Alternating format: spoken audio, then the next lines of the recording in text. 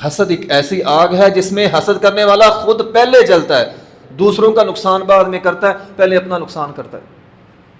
نماز میں کھڑا ہوگا حاسد لیکن جل رہا ہوگا، اپنی دکان میں، اپنے کاروبار میں، اپنی نوکری میں کھڑا ہوگا، کام کر رہا ہوگا لیکن حسد کی آگ میں جل رہا ہوگا۔ احادیث کہتی ہے خواہ مخواہ کی ضرورت ہی نہیں ہے، اپنے آپ کو خود تم نے حاسدین کے نظر چڑھا دیا ہے۔ جی میں جم جاتا ہوں اس لیے اب میں پوری قمیض نہیں پہن سکتا، بغیر بازوؤں کی قمیض، بغیر بازوؤں کی شرٹ میں نے پہننی، خود کو ان لوگوں کے لیے پیش کر دیا، خود کو نظر لگوا لی۔ اعوذ باللہ من الشیطان الرجیم ومن شر حاسد اذا حسد۔ صدق اللہ العظیم وصدق رسولہ النبی الکریم ونحن علی ذلک من الشاہدین والشاکرین والحمد للہ رب العالمین۔ محترم و مکرم سامعین کرام، رسول اللہ صلی اللہ علیہ وسلم نے ہمیں ایک دعا سکھلائی ہے، احادیث کے اندر موجود ہے۔ نبی علیہ الصلوۃ والسلام اکثر یہ دعا کیا کرتے تھے، اللہم آت نفسی تقواہا وزکیہا انت خیر من زکاہا۔ اے اللہ میرے دل کو تقوی عطا فرما، اے اللہ میرے دل کو پاک کر دے، اے اللہ سب سے بہترین پاک کرنے والا تو ہے۔ الغرض نبی علیہ الصلوۃ والسلام اپنے دل کی طہارت، دل کی پاکی، دل کی صفائی کی اللہ سے دعا کیا کرتے تھے، ہمیں بھی کرنی چاہیے۔ دل کی روحانی بیماریاں بہت ساری ہیں، خاص طور پہ آج کا معاشرہ تو دل کی روحانی بیماریوں سے بھرا پڑا ہے۔ ان بیماریوں کے اندر ایک بڑی بیماری ہے جس کا آج ہم تذکرہ پڑھیں گے، اور وہ ہے حسد کی بیماری۔ محترم بھائیو، حسد دل کی ایک بہت بڑی بیماری ہے۔ حسد کیا ہوتا ہے؟ بندہ کہتا ہے یہ چیز مجھے کیوں نہیں ملی، فلاں کو کیوں مل گئی، یا وہ کہتا ہے چلو ٹھیک ہے مجھے نہ ملتی لیکن اس کو بھی نہ ملتی، یا بندہ کہتا ہے چلو ٹھیک ہے مجھے نہ ملے لیکن فلاں کو نہیں، فلاں کو مل جائے، جو میرا چاہنے والا، میرا ساتھی، میرے گروپ کا بندہ ہے نا، اس کو مل جائے۔ تو یہ چیز حسد ہوتی ہے۔ آپ ذرا غور کریں، ہمارا معاشرہ بھرا ہوا ہے اس بیماری سے۔ کوئی بھی اللہ کی نعمت کسی کو ملتی ہے، حاسدین کی لائن لگ جاتی، اس کو یہ نعمت کیوں ملی، مجھے نہیں ملی، اس کو مل گئی۔ اب دیکھو نا، نبی علیہ الصلوۃ والسلام کو اللہ تعالیٰ نے نبوت عطا کی، اللہ تعالیٰ کی نعمت تھی، اللہ جس کو چاہتا ہے نبوت عطا کرتا ہے۔ اب حاسدین کون؟ مشرکین مکہ۔ حاسدین کون؟ مدینے کے یہود۔ وہ آپ پر ایمان کیوں نہیں لائے؟ حالانکہ تورات کے اندر نبی علیہ الصلوۃ والسلام کی بے شمار نشانیاں موجود تھیں، یہود پڑھتے بھی تھے، ایمان کیوں نہیں لائے؟ قرآن کہتا ہے وہ یہ کہا کرتے تھے وَقَالُوا لَوْلَا نُزِّلَ هَذَا الْقُرْآنُ عَلَىٰ رَجُلٍ مِّنَ الْقَرْيَتَيْنِ عَظِيمٍ۔ یہ قرآن یتیم کے بچے پر نازل کیوں ہوا؟ کسی چودھری پر، وڈیرے پر، ابو جہل، عتبہ، شیبہ، فلاں فلاں فلاں، اتنے بڑے بڑے نام، ان کو چھوڑ کر ایک یتیم بچے پر قرآن نازل ہو گیا۔ اور یہود کہتے تھے ہم میں تو بڑے بڑے علماء ہیں، بڑے بڑے رہبر، بڑے بڑے پیشوا، بڑے بڑے کلگیوں والے، انہیں قرآن ملا نہیں، ایک عامی امی ان پڑھ کو قرآن مل گیا۔ کیوں ملا؟ یہی حسد بنا اور ایمان نہیں لائے۔ نبی علیہ الصلوۃ والسلام کا انہوں نے انکار کر دیا۔ وہ راستے پہ چوراہوں پہ بیٹھ جاتے تھے، جو بھی کوئی وڈیرا آتا اسے جا کر یہ بات کہا کرتے تھے، ہمارے اندر ایک آدمی ہے اس کی بات نہیں سننی، ہم وڈیروں کی بات سننی ہے، اس کی بات نہیں سننی، وہ روکا کرتے تھے۔ تو یہ ان کا حسد تھا۔ حاسد بندہ یہ چاہتا یہ اس کو کیوں مل گیا، ہمیں کیوں نہیں، مجھے کیوں نہیں، میرے گروپ کو کیوں نہیں، میرے جیسے لوگوں کو کیوں نہیں ملا، ایک عامی بندے کو کیوں مل گیا۔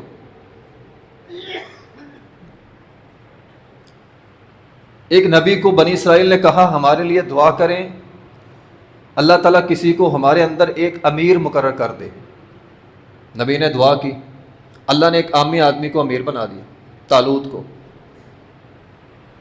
اس کو امیر کیوں بنایا؟ اور ہم جو بڑے بڑے سارے کلگیوں والے مر گئے، اس کو امیر بنا دیا. تو یہ حسد ہوتا ہے. اللہ کسی کو بھی کوئی بھی نعمت عطا کر دے، دنیاوی نعمت ہو، دینی نعمت ہو، حاسدین کے لین لگ جاتی ہے، اس کو یہ نعمت کیوں مل گئی. اور اس کا نقصان سب سے زیادہ حسد کرنے والے کو ہوتا ہے. حسد ایک ایسی آگ ہے جس میں حسد کرنے والا خود پہلے جلتا ہے، دوسروں کا نقصان بعد میں کرتا ہے، پہلے اپنا نقصان کرتا ہے. نماز میں کھڑا ہوگا حاسد لیکن جل رہا ہوگا، اپنی دکان میں، اپنے کاروبار میں، اپنی نوکری میں کھڑا ہوگا، کام کر رہا ہوگا لیکن حسد کی آگ میں جل رہا ہوگا. فلاں کو نعمت کیوں مل گئی، فلاں کو نعمت کیوں مل گئی، فلاں کو کیوں مل گئی. دوسرے کا نقصان پتہ نہیں ہو نہ ہو، اپنا نقصان کر رہا ہے، تھک رہا ہے. مثال کے طور پہ اس کی مثال ایسے ہی ہے جیسے آپ یوں سمجھیں ایک تیراک ہے، اس نے پانی کے اندر تیرنا ہے. جس طرف پانی کا بہاؤ ہے اس طرف تیرے گا تو ٹھیک ہے، لیکن اگر کوئی یہ کہے میں نے پانی کے بہاؤ کی مخالف سمت تیرنا ہے تو تھکے گا نا. ایک بندے کو اللہ نعمت دیتا ہے اور حاسد کہتا ہے نہیں نہیں نہیں، یہ نعمت اس کو نہیں ملنی چاہیے تھی، یہ مجھے ملنی چاہیے تھی. اس بات پہ سوچتا ہے تھکے گا. اور بھئی اللہ کی نعمت، اللہ کا فضل، اللہ کی رحمت، اللہ کی قدرت اللہ نے ایک بندے کو دے دی، گاڑی دے دیا، اللہ نے گھر دے دیا، کسی کو علم دے دیا، کسی کو ہنر دے دیا، اللہ نے کسی کو کوئی چیز دے دی. ام یحسدون الناس علی ما آتاہم اللہ من فضل. اللہ تعالیٰ فرماتے ہیں لوگ اس وجہ سے حسد کرتے ہیں کہ ہم اپنا فضل لوگوں کو دیتے ہیں. فضل اللہ کا، نعمت اللہ کی، عطا اللہ کی، اللہ اپنے بندوں میں سے بعض بندوں کو دے رہا ہے اور یہ جل رہا ہے. ام یحسدون الناس. اور بھائی حسد کیوں کرتے ہو؟ اس بات پہ اللہ ما آتاہم اللہ من فضل، اللہ لوگوں پہ اپنا فضل کر رہا ہے. اہم یقسمون رحمت ربی، یہ اللہ کی رحمت ہے، جس کو چاہے جس پر چاہے تقسیم کر دے. اور بھی اللہ نے تم سے پوچھ کر اپنی رحمت تقسیم نہیں کرنی. کسی کا پہلا بیٹا پیدا ہو جائے لوگ حاسد بن جاتے ہیں. ہمارا معاشرہ مثالوں سے بھرا ہوا ہے. پہلا بیٹا ہو گیا ہے لوگ حسد ہے، اور کسی کے زیادہ بیٹے پیدا ہو جائیں لوگ حسد کرتے ہیں. کوئی بھی نعمت کسی کو مل جائے حسد کرتے ہیں. بیٹے زیادہ ہوں آپس میں حسد کرتے ہیں. یعقوب علیہ السلام کو اللہ نے بیٹے دیے تھے 12، حاسدین آپس میں حسد کر رہے ہیں. لوگ ان کو دیکھ کر حسد کر رہے ہیں، وہ آپس میں حسد کر رہے ہیں. لوگ کہتے ہیں 12 کڑیل جوان، 11 تو موجود تھے نا بیک وقت. لوگ دیکھ کر حسد کر رہے ہیں اور وہ آپس میں حسد کر رہے ہیں. اسی حسد کی آگ کی وجہ سے ایک کو اٹھا کے انہوں نے کنویں کے اندر پھینک دیا. یہ حسد کی بیماری ہوتی ہے. حسد کی بیماری میں بندہ اپنوں کا نقصان کرتا ہے. پھر جب آخر میں وہ سارے بھائی مل کر گئے یوسف علیہ السلام کو لینے کے لیے، تو یعقوب علیہ السلام نے انہیں کیا کہا تھا؟ وقالوا یا بنی لا تدخلوا من باب واحد.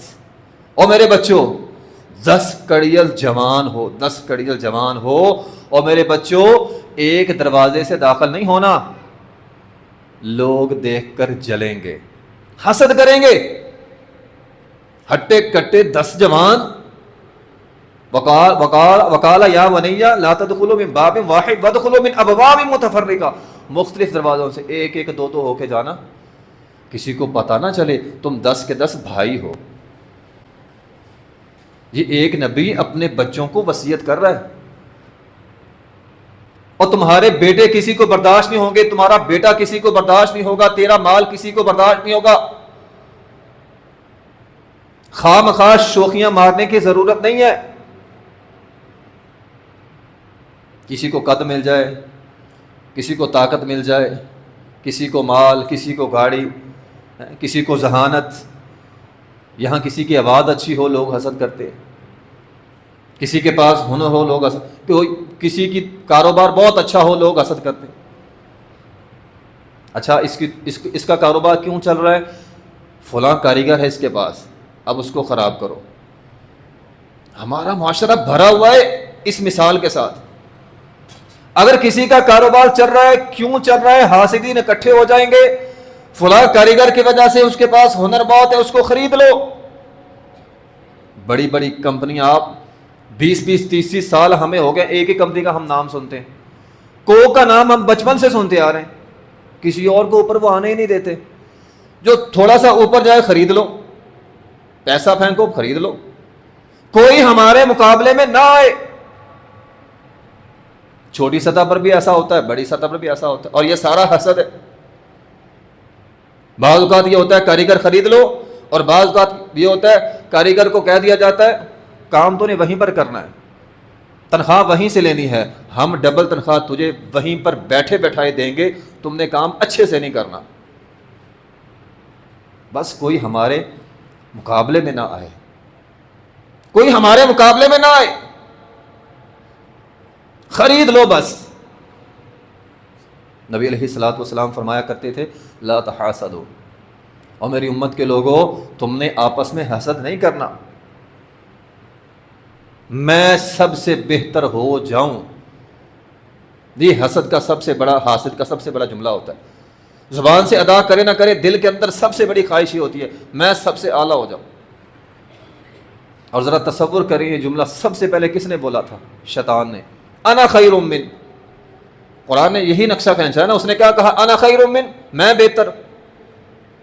یہ جو جملہ ہے میں بہتر ہو جاؤں، میں سب سے اوپر ہو جاؤں، یہ شیطان نے بولا تھا، ہم انسانوں کو نہیں بولنا چاہیے۔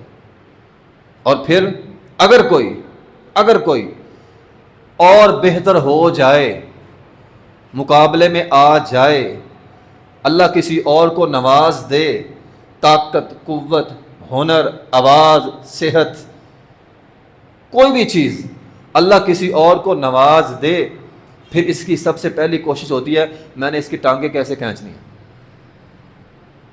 شیطان نے یہی کہا تھا نا، قال فبما اغویتنی لاقعدن لهم صراطک المستقیم، اگر میں نہیں تو یہ بھی نہیں، میرے پاس بہت بڑا علم ہے، میں جانتا ہوں میرے جیسا کوئی نہیں، اگر اللہ کسی کو دے دے اس کی ٹانگیں کھینچنی، میرے جیسا کاریگر کوئی نہیں، جیسی میں کاریگر کرتا ہوں کوئی ہے ہی نہیں پورے شہر میں، اگر کوئی اور ہو جائے شیطان کی طرح۔ قال فبما اغویتنی، اس نے کہا اگر جنت میں میں نہیں تو ابن آدم بھی نہیں، میں اس کی ٹانگیں کھینچوں گا، میں بیٹھوں گا۔ ثم لآتینہم من بین ایدیہم ومن خلفہم وعن ایمانہم وعن شمائلہم، میں اس کے آگے سے، پیچھے سے، اوپر سے، نیچے سے، ہر طرف سے اس کو کھینچوں گا، میں اس کو کامیاب نہیں ہونے دوں گا۔ اگر آپ مثالیں چاہتے ہیں اپنے ارد گرد نظر دوڑا لیں، بے شمار لا تعداد آپ کو مثالیں مل جائیں گی، لوگ بیٹھے ہیں ایک دوسرے کی ٹانگیں کھینچنے کے لیے، اور بھئی تجھے ضرورت ہی کیا ہے؟ جس کو اللہ نے دیا ہے، وَلَوْلَا فَضَّلَ بَعْضُكُمْ عَلَى بَعْضٍ فِي الرِّزْقِ، اللہ نے اگر کسی پر اپنا فضل کر دیا، اللہ نے کسی پر اپنا احسان کر دیا، اللہ نے کسی کو اپنی نعمت دی، تجھے کیا مسئلہ ہے؟ کیا مسئلہ ہے تجھے؟ اور بھئی اللہ نے تجھ سے کھینچ کر تو نہیں نا اس کو دی، تیرا حق اللہ نے تجھے دے دیا، اس کا حق اللہ اسے دے رہا ہے، یہ اللہ تعالیٰ کی عطا ہے، تجھے مسئلہ کیا ہے؟ حسد کس وجہ سے؟ کوئی اور مجھ سے آگے نہ نکلے، کیوں بھائی؟ اور تو دنیا کا خالق ہے، تو کیا ہے؟ تیرے پاس جو ہے وہ بھی اللہ کا دیا ہوا، کسی اور کو دے گا وہ بھی اللہ کا۔ اہم یقسمون رحمت ربک، اللہ کی رحمت ہے، اللہ کی تقسیم ہے۔ وَأَلَّيْسَ لِلْإِنسَانِ إِلَّا مَا سَعَى، جو کوشش کرتا ہے اللہ اس کو دیتے، یہ اللہ کا اصول ہے۔ کسی اور نے اگر زیادہ محنت کر لی تو اللہ نے دے دیا اسے، تجھے مسئلہ کیا ہے؟ تو حسد کیوں کر رہا ہے؟ تو حسد کی آگ میں کیوں جل رہا ہے؟ اپنا بھی نقصان کر رہا ہے، اگلے بندے کا بھی نقصان کر رہا ہے۔ نبی علیہ الصلوۃ والسلام نے ایسی تمام چیزوں سے ہمیں منع کیا ہے جو انسان کو حسد کی طرف لے جاتی ہیں۔ ایک حدیث میں آپ علیہ الصلوۃ والسلام نے فرمایا لا تحاسدوا، لوگوں حسد نہیں کرنا، ولا تناجشوا، لوگوں دھوکہ نہیں دینا، ولا تجسسوا ولا تحسسوا، تو نہیں لگانے، جاسوسی نہیں کرنی۔ یہ سارے کام کون کرتا ہے؟ حاسد بندہ، جس کے ذہن میں یہ ہو میں نے فلاں کی ٹانگ کھینچنی ہے، فلاں مجھ سے بہتر ہو رہا ہے میں نے کھینچنی ہے، وہ جاسوسی بھی کرے گا، وہ ٹو بھی لگائے گا، وہ دھوکہ بھی دے گا، سارے کام ہی کرے گا۔ نبی علیہ الصلوۃ والسلام نے پہلے حسد کو رکھا، حسد نہیں کرنا، دھوکہ نہیں دینا، ٹو نہیں لگانی، جاسوسی نہیں کرنی، اور آگے فرمایا ولا تباغضوا، بغض نہیں رکھنا۔ بغض کون رکھتا ہے؟ حاسد بندہ۔ آگے نبی علیہ الصلوۃ والسلام نے فرمایا ولا یکتب الرجل علی خطبۃ اخیہ، اگر کوئی آدمی کسی کو پیغام نکاح بھیج دے، کسی کے ساتھ منگنی ہو جائے، منگنی کے اوپر نکاح، پیغام نکاح نہیں بھیجنا۔ ہمارے معاشرے میں کیا ہوتا ہے، اگر میری نہ رہی تو کسی اور کی بھی نہیں ہوگی۔ یہ چند سال پہلے کا واقعہ، یہ لاہور روڈ قریب ہی کسی بچی کو رکشے سے اتار کر اس کو بھی گولی مار دی، اپنے آپ کو بھی مار لی۔ کیوں؟ اگر اس کی شادی میرے سے نہیں ہے تو کسی اور سے بھی نہیں ہو سکتی۔ نقصان کس کا ہوا؟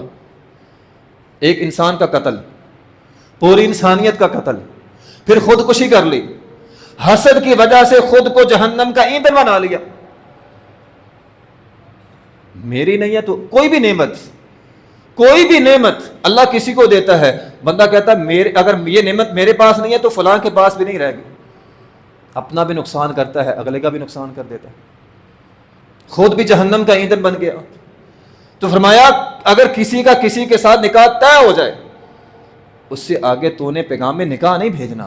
ہاں ابتدائی مراحل ہوں پھر ٹھیک ہے، کوئی بندہ پیغام نکاح بھیج رہا ہے تو بھی بھیج لے، لیکن اگر منگنی طے ہو جائے، منگنی کے اوپر کسی نے منگنی کر دی، اس کے اوپر تو نے پیغام نکاح نہیں بھیجنا۔ اور آگے فرمایا ولا یبیع بعضکم علی بیع بعض، کتنی واضح حکم دیا نبی علیہ الصلوۃ والسلام نے۔ دو بندے سودا کر لیں، سودا طے ہو جائے، طے ہو رہا ہو، اوپر آ کر تو نے سودا طے نہیں کرنا۔ کیا ہماری منڈیاں اس کام سے بھری نہیں پڑی؟ بولی لگتی ہے، چند لوگ ایسے ایڈ ہوتے ہیں انہوں نے خریدنا نہیں ہوتا، صرف ریٹ بڑھانا ہوتا ہے، وہ خریدنے کی غرض سے آئے نہیں، ملی بھگت ہوتی ہے، بولی کے اوپر بولی لگائی جا رہی ہے، قیمت خواہ مخواہ بڑھائی جا رہی ہے تاکہ سودا مہنگا بکے۔ اور یہ ساری حسد کی بیماریاں، یہ 7-8 چیزیں تقریباً کم و بیش اس حدیث کے اندر ہے۔ فرمایا یہ ساری چیزوں سے باز آ جاؤ۔ ایک بندہ سودا کر رہا ہے، اسے سودا کرنے دو، اس کا نہیں ہوتا پھر بعد میں کر لو، خواہ مخواہ کرنا بھی نہیں ہے، لینا بھی نہیں ہے، صرف ریٹ بڑھانے کے لیے بے کے اوپر بے، سودے کے اوپر سودا ہو رہا ہے۔ تو قرآن، نبی علیہ الصلوۃ والسلام کا فرمان ہمیں ان چیزوں سے روکتا ہے۔ میں نے ایک حدیث پڑھی، صحیح حدیث ہے، نبی علیہ الصلوۃ والسلام نے حسد سے، فقط حاسدین سے بچنے کے لیے ہمیں یہاں تک حکم دیا۔ فرمایا اس حدیث کا مفہوم یہ ہے، کامیابیوں کی بنیاد فرمایا رازداری کے اوپر اللہ نے رکھی ہے۔ خواہ مخواہ اپنے آپ کو بڑا بنا کر پیش کرنے کی ضرورت ہی نہیں ہے۔ اچھا، یہ مسئلہ بڑا سمجھنے والا ہے۔ اسلام میانہ روی کو پسند کرتا ہے۔ ایک حدیث میں ہے، نبی علیہ الصلوۃ والسلام نے فرمایا اللہ تعالیٰ کسی بندے کو نعمت دیتا ہے تو اللہ پسند کرتا ہے نعمت کے آثار اس پر نظر آئیں۔ اللہ نے کسی کو پیسہ دیا، اس کا اچھا لباس ہو، اچھا جوتا ہو، اچھی گاڑی ہو، اچھا مکان ہو، اللہ اس بات کو پسند کرتا ہے۔ بلکہ قرآن کے اندر بھی ہے وَأَمَّا بِنِعْمَةِ رَبِّكَ فَحَدِّثْ، اللہ کسی کو نعمت دے، اللہ کی نعمت بیان کرو۔ ایک حدیث میں ہے رازداری رکھو، ایک حدیث میں ہے بیان کرو۔ مطلب پتہ ان حدیث کا کیا ہے؟ بعض لوگوں کو اللہ تعالیٰ نے دیا ہوتا ہے، وہ اچھا پہن سکتے ہیں، جوتا اچھا لے سکتے ہیں، کھانا اچھا کھا سکتے ہیں، لیکن حالت فقیروں والی بنا کے رکھی ہوتی ہے۔ میلے کچیلے کپڑے، ٹوٹا پھوٹا جوتا پہن کے رکھنا ہے، ہر کسی کے پاس جا کر دکھڑے سنانے، کسی سے جا کر سلام لینی، اگلا بندہ سمجھتا ہے یار یہ مانگنے آیا۔ ایسے ہی خواہ مخواہ اپنے آپ کو مانگنے والا بنا کے رکھنا۔ تو فرمایا اللہ نے نعمت دی ہے، اللہ پسند کرتا ہے نعمت کے آثار تجھ پر نمایاں ہوں، تو اچھا لباس پہن، خواہ مخواہ فقیروں والی حالت بنا کے نہ رکھ۔ اور بعض لوگوں کو اللہ تعالیٰ نے نعمت دی ہوتی ہے لیکن نعمت سے بڑھ کر اپنے آپ کو پیش کرتے ہیں، جتنی اللہ نے نعمت دی ہے اپنے اوقات سے بڑھ کر اپنے آپ کو پیش کرتے ہیں۔ فرمایا یہ کام نہ کرو۔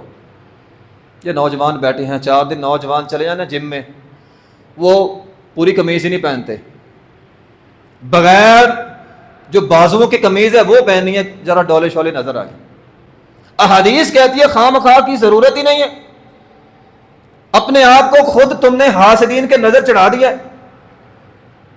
جی میں جم جاتا ہوں اس لیے اب میں پوری قمیض نہیں پہن سکتا، بغیر بازوں کے قمیض، بغیر بازوں کے شرٹ میں نے پہن لی، خود کو ان لوگوں کے لیے پیش کر دیا، خود کو نظر لگوا لی، خام خواہ ولا تلقوا بایدیکم الی التہلکہ، فرمایا بھئی اپنے آپ کو خام خواہ ہلاکت میں کیوں ڈالتے ہو؟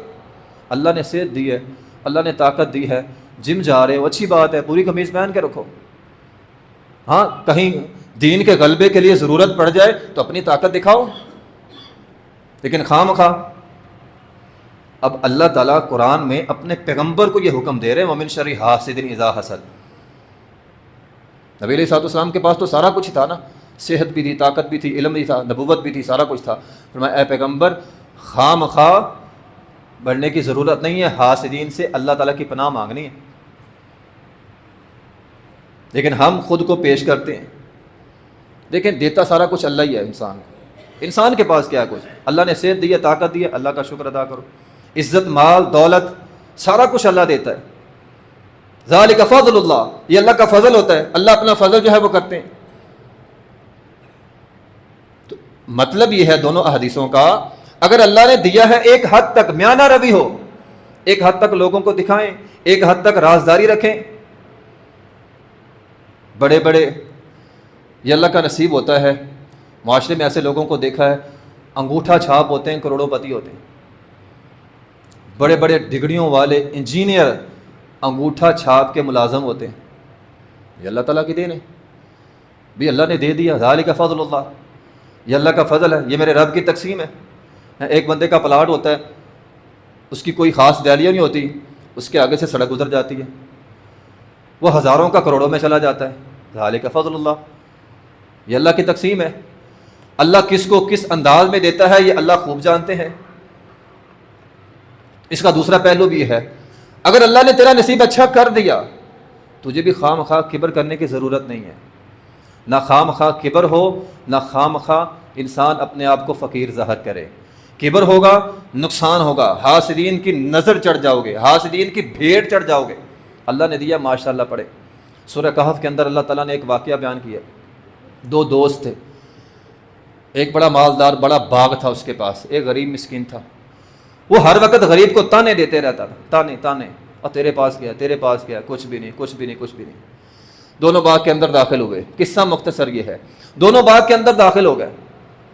اب جس کے پاس باغ تھا، باغ کو دیکھا ہے میں بڑا ہوں، خام خواہ اپنے آپ کو بڑا پیش کیا، کیا ہوا؟ اللہ تعالیٰ قرآن میں نقشہ کھینچتے ہیں وَأُحِيطَ بِثَمَرِهِ، سارا باغ تباہ ہو گیا۔ اب وہ جو غریب تھا وہ کہنے لگا وَلَوْلَا إِذْ دَخَلْتَ، اب نصیحت کر رہا ہے اسے، وَلَوْلَا إِذْ دَخَلْتَ قُلْتَ مَا شَاءَ اللَّهُ لَا قُوَّةَ إِلَّا بِاللَّهِ، اور ماشاء اللہ کیوں نہیں پڑھی؟ اس سے پتہ چلا بندے کو اپنے آپ کی نظر بھی لگ جاتی ہے، اور بندے کو، انسان کو اپنے آپ کی نظر بھی لگ جاتی ہے۔ وہ اپنے ہی باغ میں گیا، دیکھا ماشاءاللہ نہیں پڑھی اس نے، لا قوت الا باللہ نہیں پڑھا اس نے، اللہ کا شکر ادا نہیں کیا، سارا باغ ہی تباہ ہو گیا۔ وہ آگے سے کہہ رہا ہے بھی اللہ نے دیا تھا، ماشاءاللہ لا قوت الا باللہ ان ترانی انا اقل منک مالا وولدا، تو نے ماشاءاللہ نہیں پڑھا، تو نے میری طرف دیکھا، اپنی طرف نہیں دیکھا اللہ نے تجھے کتنا مال دیا ہے، تو نے میری طرف دیکھا، میرے پاس کچھ نہیں ہے، میری قلیل ہونے کو، میرے فقیر ہونے کو تو نے نوٹ کیا ہے، آج اللہ کی پکڑ تجھ پر آ گئی۔ فَعَسَىٰ رَبِّ أَن يُؤْتِيَنِ خَيْرًا مِّن جَنَّتِكَ، اور بھائی ممکن تھا اللہ مجھے دے دیتا، میں بھی امیر ہو جاتا۔ تو ماشاءاللہ پڑھ، میرے لیے بھی دعا کر، اپنے لیے بھی دعا کر۔ یہ سورہ کہف کا قرآن کا واقعہ ہے۔ تو انسان کو خود کی، نبی علیہ الصلوۃ والسلام نے فرمایا العین برحق، حق کو نظر بد برحق ہوتی ہے۔ اور ایک حدیث میں نے پڑھی، صحیح حدیث ہے، نبی علیہ الصلوۃ والسلام نے فرمایا میری امت کی سب سے زیادہ اموات نظر بد کی وجہ سے ہوں گی۔ صحیح حدیث ہے بالکل، اور یہ خود کی بھی لگ جاتی۔ ایک نوجوان، سہل اس کا نام تھا، ساحل اس کا نام تھا، صحابی رسول تھا، نہار آئے، جس طرح باہر کچھا چھچا لوگوں نے پہنا ہوتا ہے اور لوگ کھلے پانی میں نہا رہے ہوتے ہیں۔ ایک بندہ اس نے کہا او بڑا خوبصورت نوجوان ہے، کڑیل، ماشاء اللہ نہیں پڑا، خوبصورت جوان ہے۔ وہ نوجوان وہیں کا وہیں گر گیا۔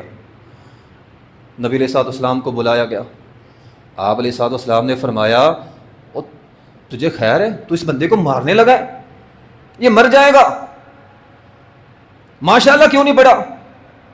اس کا جسم، اس کی قوت، اس کی طاقت تجھے اچھی لگی تھی، تو نے ماشاءاللہ کیوں نہیں پڑھا؟ اس کو مار دے گا۔ نبی علیہ الصلوۃ والسلام نے فرمایا نظر بد کی وجہ سے ایک کھڑا اونٹ ہانڈی کی زینت بن جاتا ہے۔ کیا مطلب ہے اس حدیث کا؟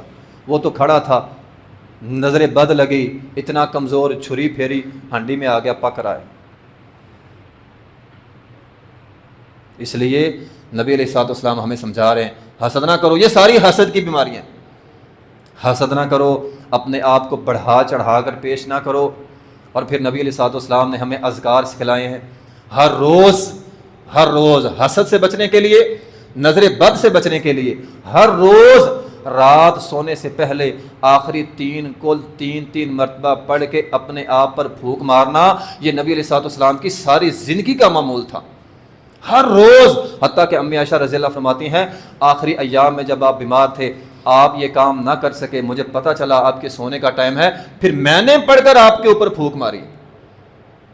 دعائیں اعوذ بکلمات اللہ التامات من کل شیطان وہمۃ ومن کل عین لامۃ، یہ دعائیں ہیں نبی علیہ الصلوۃ والسلام حسن و حسین پہ پڑھ کے دم کیا کرتے تھے، پھونکا کرتے تھے۔ صبح شام کے اذکار پڑھا کریں، اور آخری 3 کل ومن شر حاسد اذا حسد پڑھا کریں۔ اللہ تعالی ہم سب کو حاسدین کے حسد سے محفوظ فرمائے۔